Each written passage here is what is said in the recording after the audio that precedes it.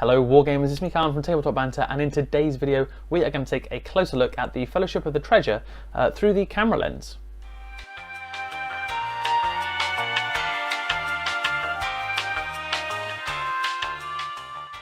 So here are the three characters in Frostgrave who can all gain experience, and they are part of my Fellowship of the Treasure warband. So on the very far left we have my captain Aragorn.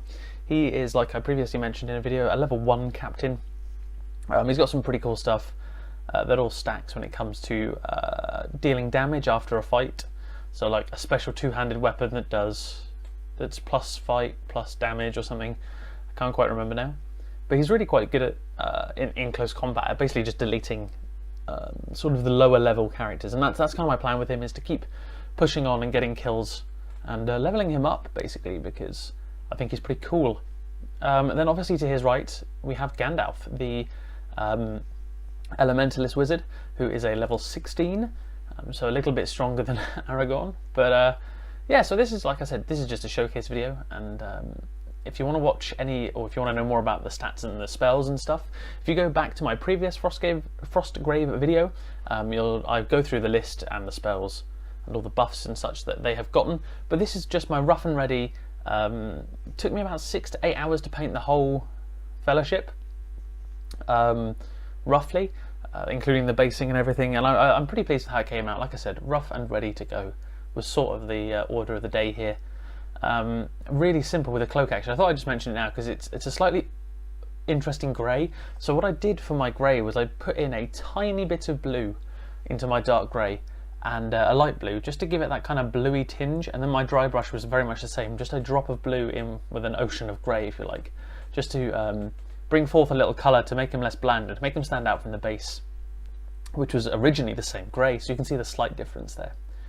And obviously, like the little bit of staff with the white bit at the end, really simple dry brushing techniques there. And on the far right is my apprentice, Frodo.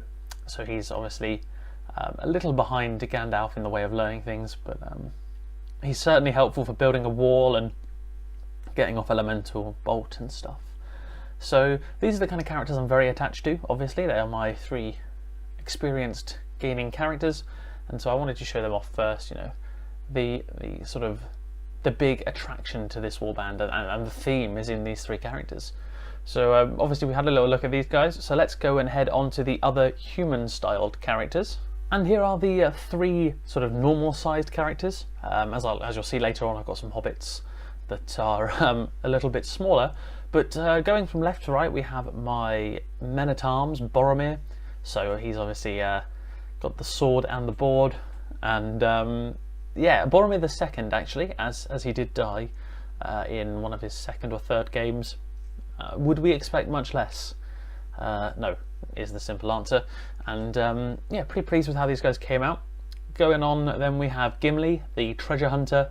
He has been an absolute beast. In my first few games, he has taken 6-7 kills, maybe more, out of a few games. He's really been prolific in. In other games, I didn't really know how to use him, so I was kind of being a little more defensive.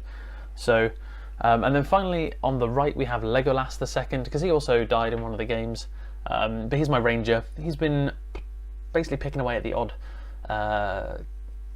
sort of low health character kicking around, sort of just trying to take the occasional wound off here and there, soften the blow for when Gimli just charges in and minces through some guys. In terms of treasure catching, these guys don't normally get that much. Gimli's picked up a couple of pieces, Boromir, I don't think he's ever taken one, and Legolas might have one to his name, but they're really not there for getting treasure.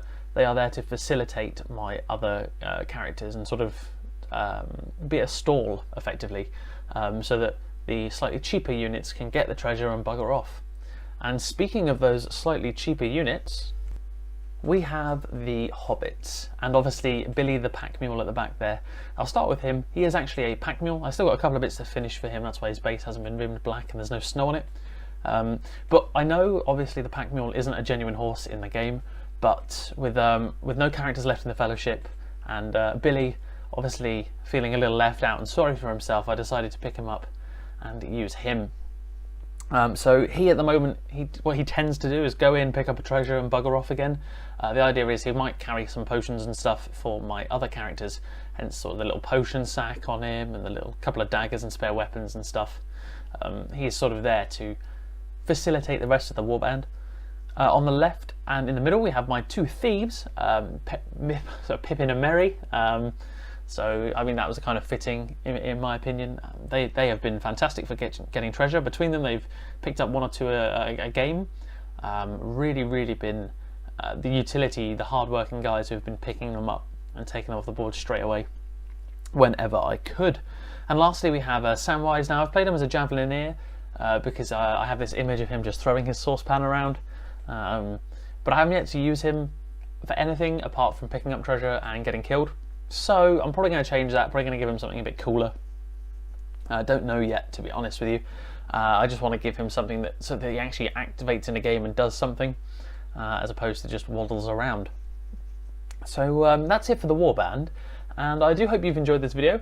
I just wanted to really show you what they look like, because obviously I've gone over a few things like the concept right at the beginning. I've been over how they've developed, but you haven't actually seen them yet, and they're at a stage where I don't mind sharing them. Like I said, it took me 6 hours to paint the entire Fellowship as you see it. Really pleased with how it all came out, and I do hope you've enjoyed this video. Obviously don't forget to like and subscribe and leave those comments below if you've enjoyed watching what I've had to offer. I'd love to hear your thoughts on the warband in general, and also what would you like to see Samwise as, because it's something I'm trying to think about at the moment, but with no games of Frostgrave immediately on the horizon, I would love to hear what you think. So thank you ever so much for watching. It's been me, Callum from Tabletop Banter. Hopefully we'll see you in the next one, and as always, don't forget, have fun.